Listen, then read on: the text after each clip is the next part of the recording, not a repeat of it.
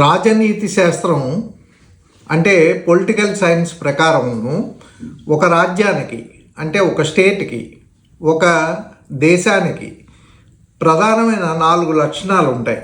ఒక పరిమితమైనటువంటి ప్రదేశం, ఒక ప్రభుత్వము అంటే రాజరికం కానీ మామూలు ప్రజాస్వామ్య ప్రభుత్వం కానీ, ఒక రాజ్యాంగం, ప్రజలు ఉండాలన్నమాట.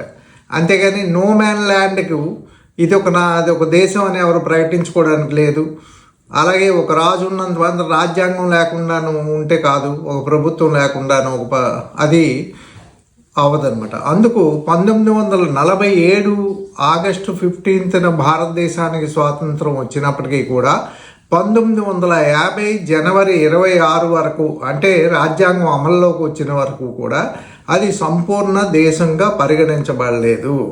ఇప్పటికీ కూడా ప్రపంచంలో అనేక దేశాలు ఉన్నాయి, కానీ 193 దేశాలనే యుఎన్ఓ గుర్తించడం జరిగింది. అనేక కారణాల్లో వాటికి ఉండే లక్షణాలు, కారణాలు వాటిని బట్టి గుర్తించబడలేదు. 193 దేశాలే గుర్తించబడ్డాయి అన్నమాట.